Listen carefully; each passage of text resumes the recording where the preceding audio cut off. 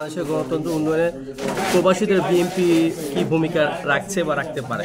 দেখুন, আমরা শুধু আজকে নয়, আমাদের গত 16-17 বছর যে আমরা বহির্বিশ্বে প্রবাসীরা যে বিএনপি রাজনীতি করে থাকি, তারা কিন্তু সবসময় অতপ্রতভাবে জড়িত ছিল বাংলাদেশের ক্রান্তিকালে। আমরা জানি ভালো করে যে আওয়ামী লীগ দুঃশাসনের যে সময় ছিল, তারা কিন্তু আমাদের যে প্রবাসীদের যে ফ্যামিলি মেম্বাররাও বাংলাদেশে ছিলেন, যদি জানতে পারতেন যে আমাদের বাংলাদেশের কারো প্রবাসীরা বিএনপি রাজনীতি করে, তাদের কিন্তু খুব অন্যায়, অত্যাচার, ভোগান্তি এবং মিথ্যা মামলারও ভোগান্তি পেতে হয়েছে। তো সেগুলো থেকে সেই মামলার ইয়েতেও কিন্তু আমরা বন্ধ হইনি এবং আমরা মনে প্রাণে চেয়েছি যে বিএনপি আমাদের এই এত বড় একটা দল, আমাদের ভাটিও মানুষের দল, সাধারণ জনগণের দল এবং আমাদের শহীদ জিয়া রাষ্ট্রপতির দল, তাকে আমরা লালন করি, তাকে আমরা পালন করি। এবং আমরা জানি প্রবাসীরা যে আজকে একটা বিশাল বাজার যে আছে বহির্বিশ্বে, সেই বিশাল বাজারের সূচনা কিন্তু আমাদের এই মহান রাষ্ট্রপতি জিয়াউর রহমানের হাত ধরেই কিন্তু এটা শুরু হয়েছিল তৎকালীন সময়।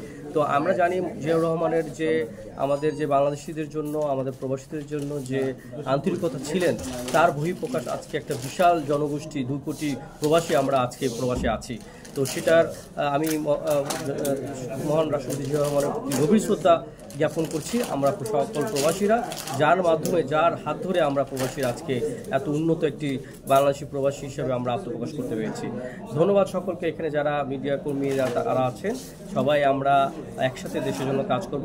মনে রাখবেন যে আজকে যে আমাদের এই যে পরিবর্তন এসছে, এই পরিবর্তনকে আমাদেরকে ধরে রাখতে হবে। পরিবর্তনের যে সুবাতাস আমরা পেয়েছি, সেটাকে কিন্তু কন্টিনিউ করতে হবে। আমাদের জনাব তারেক রহমান বলিষ্ঠ তার নেতৃত্ব, তিনি তার নেতৃত্ব দিয়ে যাচ্ছেন। তিনিও মনে প্রাণে চাচ্ছেন যে আমাদের এই যে বাংলাদেশের নতুন সূচনা, একটি অধ্যায় শুরু হয়েছে, এই অধ্যায় যাতে আমরা আর কিছু না হই, এই অধ্যায় যাতে আমরা সুন্দর করে আরও গতানুগতিকভাবে আরও আমাদের বাংলাদেশকে এগিয়ে নিয়ে যেতে পারি। বিশেষ করে আমাদের যারা ত্যাগী এবং তৃণমূল নীতিকর্মী যারা আছেন বিএনপির প্রবাসী এবং বাংলাদেশে, তাদেরকে কাছে টেনে, তাদেরকে সাথে নিয়ে আমরা আমাদের এই বিএনপিকে আরও শক্তিশালী, আরও উজ্জীবিত করে আমাদের কল্যাণের রাজনীতি আমরা শুরু করব।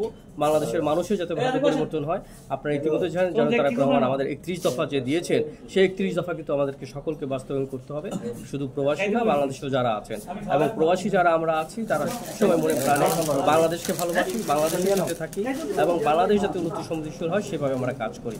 তার সাথে সাথে আমার একটু দাবি থাকবে, যেহেতু আমি বাংলাদেশ প্রবাসী কল্যাণ পরিষদের জেনারেল সেক্রেটারি হিসেবে, আমাদের যে বর্তমান সরকার যে উপদেষ্টা সাহেবরা আছেন, তাদের কাছে দাবি থাকবে যাতে করে এই যে আপনারা কিছু মাস, কিছু পিরিয়ড থাকবেন বা থাকছেন, সেখানে কিন্তু আমরা আমাদের এই প্রবাসীদের কথা ভুলে যাবেন না। শুধু ছোটোখাটো একটা এয়ারপোর্টে লাঞ্চ করলেই কিন্তু আমাদের প্রবাসীদের যে দায়, সেগুলো কিন্তু আপনারা এড়াতে পারবেন না।